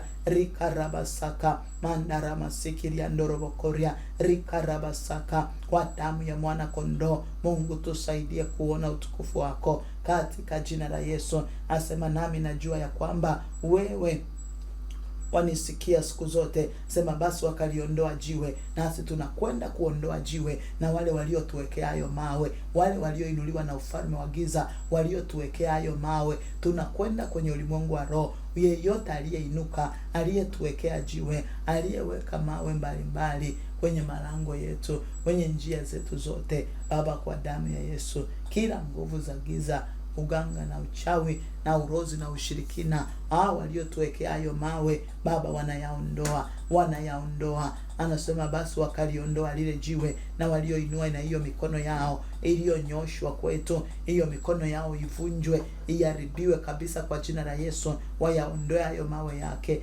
wayaondoe hayo mawe yao, wayaondoe hayo mawe kwa mamlaka ya jina la Yesu. Hayo mawe yanaondolewa. Yesu akainua macho yake juu akasema, Baba, nakushukuru kwa kuwa unanisikia. Mungu, nasi tunakushukuru kwa sababu tunajua unatusikia na unaenda kututendea usiku wa leo, na unaenda kufanya, na unaenda kujidhihirisha katika jina la Yesu, kwa damu ya mwana kondoo. Nami nalijua ya kuwa wewe unanisikia siku zote kwa ajili ya mkutano huu. Bwana, waliohudhuria nalisema haya ili wapate kusadiki kwamba wewe ndiye uliyenituma. Baba, katika jina la Yesu, ukajidhihirishe, ukajifunue, tukauone ukuu wako na uzuri wako, tukazione fadhili zako, ukajidhihirishe, ijulikane wewe ni Mungu, ijulikane wewe ni Baba, ijulikane wewe ni mfalme, katika jina la Yesu na kwa damu ya mwana kondoo. Baba yetu na Mungu wetu, Mungu mwenye nguvu, kwa damu ya Yesu. Na akisha kusema hayo, akalia kwa sauti kuu, Lazaro, njoo huku nje. Nami nakwenda kwenye ulimwengu wa roho. Chochote kilichozikwa cha kwetu, tunakiita kwa jina, tunakiita kwa jina, tunakiita kwa jina, naita kwa jina la Yesu. Anasema akalia kwa sauti kuu, akasema, Lazaro njoo huku nje. Na wewe ita cha kwako kilichozikwa, ita hicho kilichozikwa, ita hicho kilichozikwa, ita kwa jina la Yesu. Baba mtakatifu, Mungu wetu Bwana, katika jina la Yesu na kwa damu ya mwana kondoo, wewe ni mwaminifu na wa haki, wewe unayetuwazia mema, wewe unayetupenda na kutujali. Tunaita vya kwetu vilivyozikwa, tunaita uchumi wetu, tunaita wateja walioibiwa, tunaita akili na fahamu za watoto wetu mahali zilikozikwa, tunaita mahusiano yetu, tunaita ndoa zetu. Kwa jina la Yesu Kristo tunaziita njoo huku nje. Tunatoa huko tulikokamatwa, kwenye viungu, kwenye chupa, na pasua viungu vyao, na vunja madhabahu zao, na haribu madhabahu zote, na teketeza kwa moto, kwa damu ya Yesu. Baba mtakatifu, mfalme, kwa damu ya mwana kondoo, rapoko sakaraba riama shandaraba koria, katika jina la Yesu, kwa damu ya mwana kondoo, tunaita vya kwetu, tunawaita watoto wetu na fahamu zao, tunaita kwa jina la Yesu. Ninaita huduma yangu, ninaita jina la Lydia, mahali lilikozikwa, mahali lilikoshikiliwa, mahali walikoliweka, kwa jina la Yesu. Ita cha kwako kitoke nje, ita hiyo mahusiano yako, ita hiyo ndoa yako isiyoeleweka, ita kabisa kwa jina la Yesu. Mahali lilikozikwa inaitwa, inatoka nje, inatoka kwenye mikono yao, inatoka kwenye makaburi yao, inatoka kwenye mapango yao, kwa damu ya Yesu. Ninaita kwa jina la Yesu, ninaita kwa jina la Yesu, ninaita kwa damu ya Yesu, ninaita kwa jina la Yesu. Vinatoka nje kwa jina la Yesu. Ninaita ndoa yangu, ninaita utumishi wangu, ninaita jina langu, ninaita watoto wangu, ninaita kwa jina la Yesu. Baba mtakatifu, Baba mwenye nguvu, vilivyozikwa tunaviita, vinatoka huko nje kwa jina la Yesu, vinatoka nje kwa jina la Yesu. Njoo huku nje kwa jina la Yesu. Huduma zinatoka nje, biashara zinatoka nje, kibali kinatoka nje. Tunatoka huko tulikoshikiliwa, tunatoka huko tulikokufinyiliwa, tunatoka kwa damu ya Yesu, tunatoka kwa damu ya Yesu, tunatoka huko nje kwa jina la Yesu. Vilivyozikwa vinatoka, vilivyozikwa vinatoka leo, vilivyozikwa vinatoka. Ramashekata ya mando resa karia bashando. Hilo jina linatoka leo, linatoka kwenye hiyo kaburi, linatoka kwenye hilo pango, linatoka pale njia panda, linatoka kwenye huo mti, linatoka kwa jina la Yesu. Ita kabisa, ita cha kwako kitoke, ita fahamu za mtoto wako, muite huyo mtoto atoke huko aliko. Ita kwa sauti kwa jina la Yesu. Yesu alipaza sauti, na wewe paza ya kwako kwa jina la Yesu. Na ita utumishi wangu kwa jina la Yesu, unatoka nje kwa jina la Yesu. Jina la Lydia linatoka huko lilikoshikiliwa, linatoka kwa jina la Yesu. Naita watoto wangu mahali walikofungiwa, mahali walikozikwa, ninawaita watoke huko nje. Naita fahamu za mume wangu, naita akili za mume wangu, ninamuita na mtoa huko mahali alikokamatwa kwa damu ya Yesu. Ninamuita Isaac kitoka nje kwa jina la Yesu Kristo. Ninaita Oliver toka nje, ninaita Angel toka nje, naita kwa jina la Yesu. Ninawaita Catherine na Ines, nawaita watoke nje. Naita kilicho cha kwangu kilichozikwa kinatoka nje kwa jina la Yesu. Kibali changu ninakiita, raposekeria basanda rekoria basaka. Uchumi wangu ninauita toka nje kwa jina la Yesu. Huko tulikofunga tulikozikwa, ita mtu wa Mungu, ita. Yesu alikuwa kwenye kaburi hapo, akaita Lazaro toka nje, akapaza sauti akaita Lazaro, njoo huku nje. Nami naita kwa jina la Yesu, njoo huku kwa jina la Yesu. Namuita mume wangu, njoo huku nje. Naita watoto wangu, njoo huku nje. Naita kazi yangu, njoo huku nje. Naita huduma yangu, njoo huku nje. Kibali changu, njoo huku nje. Vilivyo vya kwangu vyote vilivyozikwa, vilivyofungiwa huko, vinatoka leo kwa jina la Yesu. Fahamu zinatoka nje, akili zinatoka nje, vinatoka kwa jina la Yesu. Akili zilizofungwa, fahamu zilizoibiwa, vinaitwa leo vinatoka, vinaitwa leo vinatoka, vinaitwa leo vinatoka. Rabobo sheketeka yabasanda. Ita cha kwako kiite, kiite hicho cha kwako kiite, muite huyo, muite. Ita mtoto wako aliyezikwa, ita akili zake zije, ita fahamu wake urudi, ita kwa jina la Yesu. Muite mume wako aliyekamatwa, muite alikozikwa huko, mnasue, mtoe kwenye hicho chungu, mtoe kwenye chupa, mtoe kwenye kibuyu, mtoe kwenye mairizi. Ita akili zake zilizokamatwa, nafsi yake iliyofungwa tunaita kwa jina la Yesu. Naita hiyo nafsi kwa damu ya Yesu. Naita nafsi ya mume wangu njoo huku. Naita nafsi ya Isaac njoo nje. Naita akili zake njoo nje. Naita ufahamu wake njoo nje. Naita jina la Isaac njoo nje kwa jina la Yesu. Naita jina la Lydia njoo nje. Naita ufahamu wa Lydia njoo nje. Naita akili za Lydia njoo nje. Ita vya kwako, ita huko waliko kufungia, waliko kuzika, unatoka leo kwa damu ya Yesu. Tunatoka rabasanda. Amesema tukiamini tutauona wokovu wa Bwana. Tunataka kuona leo wokovu. Tunataka kuona vitu vyetu vinaokolewa. Ndoa zetu zinarejeshwa huko nje. Tunarudisha ndoa zetu. Tunarudisha kwa rabasaka. Tunarudisha watoto wetu. Tabia chafu zinawaachia. Tunawaita kwa jina la Yesu. Tunawaita kwa damu ya Yesu. Tunaita rabasanda. Makataka saka rabasanda. Resekeria basaka. Rapakataka sakata. Rapashakata yama. Ita mtu wa Mungu, ita ramasaka. Nafsi iliyofungwa ite hiyo nafsi achiwe. Ite hiyo nafsi itoke kaburini. Ite hiyo nafsi, ita kwa jina la Yesu. Ita vilivyo vya kwako, fedha yako iliyozuiliwa, iliyocheleweshwa, ite itoke huko ilikozikwa, ilikoshikiliwa, walioishikilia waiachie kwa jina la Yesu. Mandara masakarama rekataka sakatayama rapopoposika rapapakataka saka rapoposheketeya imakataya bando ropokosakariaba ramashenderebosia andorobokoria ramasekete kasaka raposhanda ramasakariando rokosikiri basaka rapashete ya masinda indarabakoria rikaria masanda imakandara basaka oria mashandara bakoria. Ninaita vinatoka leo. Tunatoka huko kwenye mikono yao. Tunatoka kwa jina la Yesu. Tunatoka huko waliko tushikilia, huko tuliko zikwa, tuliko fungiwa. Hizo ardhi zinatutapika leo. Hizo ardhi zinatapika. Hiyo ardhi zinatapika. Tunatoka kwa jina la Yesu. Tunafunguliwa na kutoka.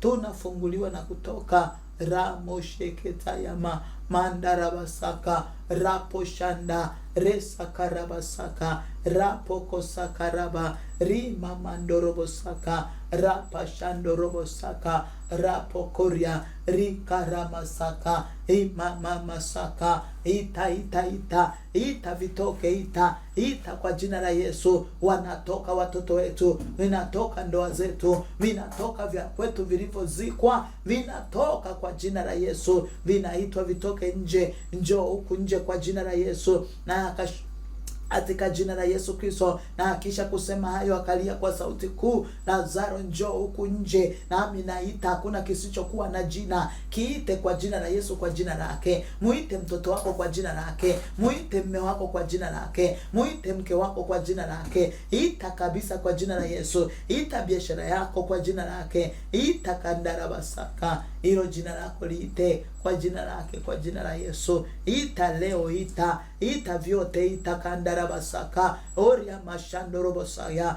Nini vya kwako vilivyozikwa, viite leo kwa jina la Yesu. Viite kabisa, viite kara mashandorobosaka rapa koria masaka resekeria mashanda rapo shandara makoria kara masaka rapo shatayama rapo kosikiri masaka rapo shanda rapo kosiki ramashanda mandarabasaka riko robosiki rapo korobosaya ramandarabakora rimamasekete yama ropo shandarabasia indaramasiki resekete yandaramasaya rapo koria manda. Kwa damu ya Yesu Kristo ropo sakaraba rimamasakaria mando andaramasaka kandorobo sikiri masaka kora mashandarabakoria. Ninaita fedha yangu kwa jina la Yesu. Ninaita huduma ya Mungu iko hapa. Njoo nje kwa jina la Yesu. Mahali liko fungwa, mahali liko zikwa, tunaiita kwa jina la Yesu. Naita jina la Lydia, njoo nje.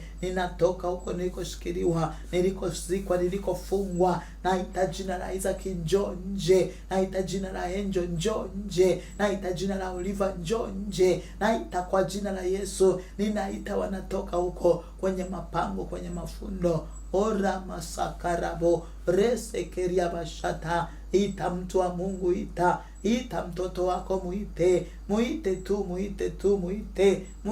ramasakarabosa rapo poposiki rapo shakariabasya resekete karabasanda baba reso koriando koria mashandara koria. Ita mtu wa Mungu, ita vya kwako vitoke nje, vinatoka nje kwa jina la Yesu. Rapo sekete yama inda rabasaya, kibali chako kitoke nje, wateja wako wakujie kwa jina la Yesu Kristo. Rapashana, biashara zichangamke kwa damu ya Yesu. Kora mashanda resa karabasaka riko robosiki rapo shatayama mandarabasika rapo kosakaraba riko riandora andaramasaka. Anasema akatoka nje yule aliyefungwa kwa jina la Yesu Kristo. Anza kufungua hicho cha kwako ulichokiita. Fungua kwa jina la Yesu, kifungue, maana kimetoka nje, kimefungwa. Fungua kwa jina la Yesu. Fungua ufahamu wake, fungua akili zake, fungua nafsi yake, fungua mwili wake kwa damu ya Yesu. Huyo mke uliyemuita, huyo mume uliyemuita, au watoto uliowaita wametoka nje, wamefungwa kwa damu ya Yesu, wamefungwa kwa damu ya Yesu. Aka tunawafungua, walitoka wanafunguliwa, tunawafungua leo, tunawafungua kwa mamlaka ya jina la Yesu. Tunawafungua rama shenderebo saka, tunawafungua waliofungwa, tunawafungua. Nafungua kwa jina la Yesu, nafungua watoto wetu waliofungwa, waliotoka nje wamefungwa, tunawafungua leo, tunafungua akili zao. Anasema alitoka nje yule aliyekufa katika jina la Yesu Kristo. Kile kilichokuwa kimekufa vinafufuka leo. Nafufua kazi zetu, nafufua biashara zetu, nafufua ndoa zetu, nafufua afya zetu, nafufua majina yetu, nafufua huduma zetu, nafufua leo kwa jina la Yesu. Ninafufua kila kilichokufa, kinafufuka kwa jina la Yesu, kinafufuka leo Baba, katika jina la Yesu. Kila kilichokufa kinafufuka. Ndoa zetu zinafufuka, biashara zetu zinafufuka, afya zetu zinafufuka, watoto wetu wanafufuka, jamaa zetu wanafufuka. Chochote Bwana kilichokuwa kimekufa kinafufuka kwa damu ya Yesu. Baba, magrupu yafufuke haya, watu wafufuke wakawe aktivu kwa mamlaka ya jina la Yesu. Baba, vilivyokufa vifufuke, vilivyozikwa vifufuliwe kwa jina la Yesu. Asema amefungwa sanda. Baba, tunafungua, nafungua kwa jina la Yesu. Tunafungua kila tulichokifungwa, tunafungua hizo sanda, nafungua hizo sanda, nafungua sanda mikononi, nafungua sanda miguuni, nafungua sanda usoni. Baba, katika jina la Yesu ninapiga hiyo mauti ambayo imeachiliwa juu yetu. Hiyo mauti inapigwa, inaharibiwa kwa damu ya Yesu. Nafungua kwa damu ya Yesu. Rapo shanda. Fungua mikono yetu, fungua akili zetu, fungua nafsi zetu Baba. Kila kilichofungwa kinafunguliwa. Hizo sanda, choma moto hizo sanda zao, sanda hizo zilizoletwa na wachawi na waganga na warozi kwa damu ya Yesu. Amefungwa sanda miguuni. Fungua miguu yako, fungua hiyo miguu, fungua miguu yako, fungua hiyo miguu iliyofungwa, fungua hiyo miguu iliyofungwa. Wamefungiwa huko, wamefungiwa kwenye pombe, wamefungiwa kwenye ulevi, wamefungiwa kwenye uzinzi, wamefungiwa kwenye umaskini, wamefungiwa kwenye utumwa. Fungua hizo sanda, fungua hiyo miguu, fungua kwa jina la Yesu, fungua kwa jina la Yesu. Fungua miguu yangu Bwana, iondoe kwenye umaskini, iondoe kwenye madeni, iondoe kwenye majuto. Kaniletee watu sahihi, kaninulie watu wema, ukawalete Bwana wa kutupa mkono wa shirika ili tuvuke mahali hapa tulipo kwa damu ya Yesu. Mandarabasaka resekeriabasaka mandorobokoria rapa shandarabasia ikariabashanda mandarabasaka kwa damu ya Yesu. Koria masanda. Hizo sanda zinachoma moto, hizo sanda zinachoma moto, sanda zinachoma moto. Choma sanda zote walizokufunga nazo miguu, choma hizo sanda, choma kwa jina la Yesu. Miguu yako ifunguke, ya mwenza wako ifunguke, ya watoto wako ifunguke, na hizo sanda zinachoma moto, zinachoma moto. Miguu yetu inafunguliwa, miguu yetu inafunguliwa. Nafungua miguu yangu kwa damu ya Yesu. Ninakata kamba, ninakata kamba za mauti, ninakata hizo kamba za mauti, ninakata hizo kamba za mauti kwa mamlaka ya jina la Yesu. Kamba za mauti Baba, kwa damu ya Yesu. Rap kosakarianda, hizo sanda zinachoma moto, sanda miguuni zinachomwa, sanda miguuni zinachomwa, hizo sanda zinafunguliwa, zinachoma moto. Kila sanda tuliyofungwa nayo inachoma moto, inachoma moto, inachoma moto kwa damu ya Yesu. Maana umesema kile takapokanyaga nyayo za miguu yako nimekupa kumiliki. Baba, katika jina la Yesu, tumeshindwa kumiliki kwa sababu miguu yetu imefungwa. Baba, fungua miguu yetu, fungua miguu yetu kwa damu ya Yesu. Hizo sanda zinatolewa, hizo sanda zinafunguliwa, hizo sanda zinafunguliwa kwenye miguu, hizo sanda zinafunguliwa kwa damu ya Yesu. Baba, hizo sanda zinafunguliwa, hizo sanda zinafunguliwa, hizo sanda zinafunguliwa kwa mamlaka ya jina la Yesu. Ila sanda tuliyofungwa nayo inafunguliwa leo kwa damu ya mwana kondoo. Baba mtakatifu, mfalme, kwa damu ya Yesu. Rapo shamakatayama mandarabasaka rikarabasaka ropo koriabasaya imakatayabasanda kwa damu ya Yesu. Rapo shata rikariando, hizo sanda zichomwe moto, hizo sanda zinafunguliwa. Fungua miguu, fungua, fungua. Nasema kile takapokanyaga nyayo nimekupa kumiliki. Utamiliki wakati sanda zimefunga miguu. Choma hizo sanda, choma hizo sanda. Vua viatu vya kipepo ambavyo umevishwa, vua kabisa, vua kabisa, vua kabisa kwa damu ya Yesu. Tunavua kila buti, kila vazi la kipepo, tunavua kwa damu ya Yesu.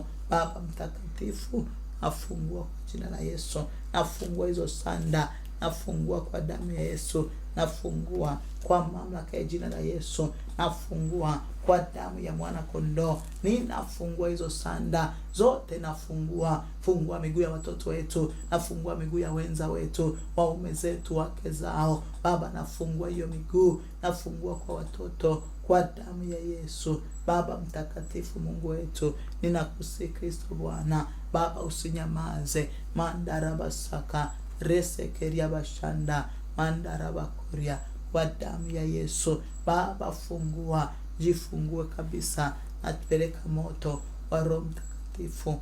Baba, ukateketeze, kateketeze sanda zote, kamba zote walizotumia kufungia, walizofungia miguu kwa damu ya Yesu. Nasi Kristo Bwana, Baba mtakatifu, usinyamaze, ukatufungue miguu yetu. Na nyunyiza damu ya Yesu kwenye miguu yetu. Chochote kilichoachiliwa, hiyo miguu inayowaka moto, hiyo miguu inayokufa ganzi, Baba, kwa damu ya Yesu, chochote kilichoachiliwa kwenye miguu yetu ninakiondoa kwa damu ya Yesu. Ninaondoa kila roho zozote zilizoshikilia miguu yetu, ikatuachie leo kwa mamlaka ya jina la Yesu. Na nyunyiza damu ya Yesu kwenye mikono yetu, na choma moto kila sanda walizonifunga nazo mikono kwa damu ya Yesu. Baba mtakatifu, na nyunyiza damu ya agano kwenye mikono, nafungua hiyo mikono kwa mamlaka ya jina la Yesu, na kwa damu ya mwana kondoo uliye hai. Baba yetu wa mbinguni, Mfalme, katika jina la Yesu. Rapu shanda andarabasaka oria masikiriando kwa damu ya Yesu. Baba mtakatifu, anyuza damu ya Yesu kwenye mikono yetu. Naondoa hizo ganzi, naondoa hiyo mauti, naondoa ukaufu, naondoa uharibifu, naondoa chochote ambacho kuzimu imekilenga kwa damu ya Yesu. Baba mtakatifu, Mfalme wa wafalme, Kristo Bwana, ninakusihi Mungu wetu, Baba yetu mwema, Baba wa utukufu, niko ambaye niko, uliyekuwepo upo, unaishi, unayemiliki, unayetawala, unayetenda katika uzuri na utakatifu wako kwa damu ya Yesu. Rapo kosakarianda resekeria bashata mandarabasaka kwa damu ya Yesu. Mungu uliye hai, ninakusihi Mfalme, usinyamaze. Hizo sanda tunavua tunavua sanda zote, tunavua sanda zote, tunavua kwenye mikono, tunanyunyiza damu ya Yesu, naondoa mapooza, naondoa mauti, naondoa ukiwa kwenye mikono, ondoa kabisa hizo ganzi, ondoa kabisa chochote unachokisikia kwenye mikono yako, kiondoe kwa damu ya Yesu, jikung'ute navyo, kataa ila zote za shetani, pangua kwa moto wa Roho Mtakatifu katika jina la Yesu na kwa damu ya mwana kondoo. Baba, ninafungua mikono yetu na inyunyizia damu ya Yesu. Umesema Bwana unabariki kazi za mikono yetu. Baba, mikono yetu ikabarikiwe. Umesema kila tulifanyalo litafanikiwa. Mungu, kila tunachotia mikono yetu kufanya, Mungu tupe kufanikiwa katika jina la Yesu. Tupe kufanikisha katika damu ya Yesu. Mikono yetu ikakusanye na wala isitawanye. Ninaondoa mauti kwenye mikono, ninaondoa kwa damu ya Yesu. Hizo sanda zote najikung'uta nazo, nachoma moto hizo sanda kwa damu ya mwana kondoo. Baba mtakatifu, Mungu wetu, katika jina la Yesu, Baba fungua, ninaondoa chochote kilichofunga sura zetu, kilichofunga fahamu na akili. Nafungua, maana alikuwa na leso usoni, walikofunga usoni, walikofunga ufahamu, walikofunga akili. Baba, uliwafungulia wanafunzi wako akili zao, wapate kuelewa na maandiko. Baba, tunakuomba katika jina la Yesu, ufungua akili zetu, fungua ufahamu wetu, fungua kila kitu cha kwetu kilichofungwa kwa damu ya Yesu. Baba mtakatifu, Mungu wa milele, Emanueli, Baba wa utukufu, Baba tufungue. Ninaondoa kila funiko lilofunika sura zetu, lilofunika ufahamu, lilofunika akili. Nafungua ufahamu wa watoto wangu, nafungua ufahamu wa mume wangu, nafungua akili za watu hawa, nafungua fahamu zao, ninawafungua kwa damu ya Yesu. Baba, kusanyiko lako hili, wanaotutazama mahali popote walipo, Baba, katika jina la Yesu, wafungue mikono yao, wafungue ufahamu wao, fungua kabisa kwa mamlaka ya jina la Yesu. Tufungue na kututoa huko mahali tulikofungiwa, na hizo leso tunachoma moto, na hivyo vitambaa vyote vinachoma moto, sanda zote zinachoma moto kwa damu ya Yesu. Baba, uturejeshe kila iliyo haki yetu katika jina la Yesu. Maana nasema naye Yesu akawaambia, mfungueni muache aende. Tunafungua, tunaenda zetu, tunafungua. Hakuna kitakachotuzuia, hakuna kitakachotuangusha, hakuna kitakachotuchelewesha. Anasema muache aende, tunaenda kwa jina la Yesu. Mazuio yote yanaondolewa, vikwazo vyote vinaondoka, mipaka yote inaondoka kwa damu ya Yesu. Baba mtakatifu, Mungu wetu na Baba yetu mbinguni, ninakushukuru kwa sababu wewe ni Baba. Heshima na mamlaka na nguvu vyote ni vya kwako, katika jina la Yesu na kwa damu ya mwana kondoo. Asante Roho Mtakatifu, maana unaenda kututendea, unaenda kufanya kwa heshima yako, kwa utukufu wa jina lako, katika jina la Yesu na kwa damu ya Yesu. Baba, tufungue, tupe spidi mpya, tusogeze, tutoe tulikokwamishwa kwa muda mrefu, katika jina la Yesu Kristo na kwa damu ya mwana kondoo. Baba yetu na Mungu wetu wa mbinguni, tunakutukuza na kulihimidi jina lako. Asante kwa sababu tumefunguliwa, asante kwa sababu hatutazuiliwa, hakuna atakayetuzuia. Tunaenda zetu, tunaenda zetu, tunakwenda zetu kwa mamlaka ya jina la Yesu kwa damu ya mwana kondoo. Mungu uliye hai, Baba yetu wa mbinguni, niko ambaye niko, uliye kuwepo upo, unaishi, unayemiliki, tunakubariki katika jina la Yesu na kwa damu ya mwana kondoo. Mungu mtakatifu, Baba yetu wa mbinguni, wewe ambaye ni mwema na ni mwaminifu, ninakushukuru. Asante kwa fadhili zako, asante kwa rehema zako, asante kwa uzuri wako. Tunajikabidhi mikononi mwako, tukiomba kwa ajili ya wanaosafiri wote siku ya leo. Tunaweka mikononi mwako, tunaenda kinyume na roho za ajali. Baba, simama kwenye anga, simama kwenye maji, simama kwenye nchi kavu. Tuepushe na ajali, tuepushe na maafa, tuepushe Mungu na chochote ambacho kuzimu inataka kutengeneza. Baba, tupanguliwe, watu wako wafike salama kwa damu ya Yesu. Ndipo Mungu tunaomba kwa ajili ya wagonjwa walioko vitandani, waliolala. Mungu wa rehemu, maana umesema unatusamehe maovu na kuponya magonjwa yote. Waponye, wafungue, wahurumie ili wapate uzima kwa damu ya Yesu. Ndipo Mungu mtakatifu, ninaomba kwa ajili Bwana ya taifa letu la Tanzania. Baba mtakatifu, nasimama na damu yako nikiomba toba, nasimama na damu yako nikiomba toba. Baba, angalia damu zilizoko kwenye ardhi, angalia damu zinazolia, Angalia maombolezo na machungu yaliyo katika nchi hii. Baba, ninakusihi katika damu ya Yesu, utuhurumie, utusamehe, ututakase kwa damu ya Yesu. Utuponye Bwana, na utufungue tuwekwe huru kwa mamlaka ya jina la Yesu na kwa damu ya Yesu.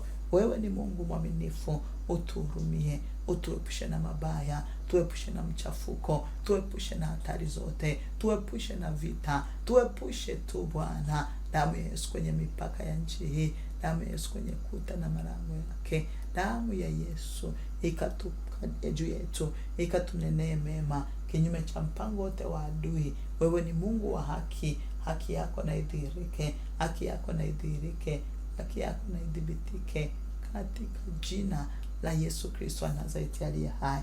Baba, wa mama wajawazito wape neema ya kujifungua salama, wasaidie Roho Mtakatifu. Tunakataa mauti juu yao, tunapangua kila mbinu za adui kwa damu ya Yesu. Vifungo vyote vikaharibiwe, wasaidie kwa wema wako, wapate kuwa salama katika jina la Yesu. Nakataa vifafa vya mimba, nakataa kuishiwa damu, nakataa kila mkono wa adui kwa damu ya Yesu.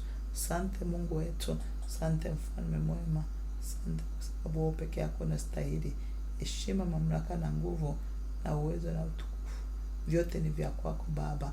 Ndipo tunajikung'uta na kila visasi, malipizi na mashambulizi ya adui, tunajikung'uta navyo. Tunajitenga mbali na mkono wa adui, tunajitenga mbali na ila za shetani, tunajitenga mbali na kila mikataba yote. Siku yetu Mungu ikabarikiwe, tutunze na kutulinda, tufiche damuni mwako Baba, tupate kuwa salama sisi na nyumba zetu na kazi zetu, ni katika jina la Yesu Kristo Bwana na Mwokozi wetu.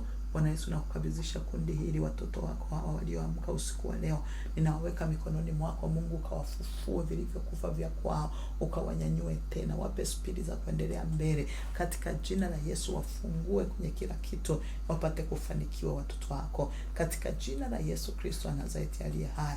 Mungu mkuu na Baba yetu mwema, tunakubariki na kulihimidi jina lako, maana peke yako unastahili. Heshima na mamlaka na nguvu na uwezo vyote ni vya kwako, ni katika jina la Yesu Kristo Bwana na Mwokozi wetu tunaomba na kuamini ya kwamba imekuwa. Amen. Amen. Amen. Mungu wa mbinguni awabariki, mkafanikiwe katika njia zenu na mkafunguliwe, vilivyokufa vifufuke katika jina la Yesu.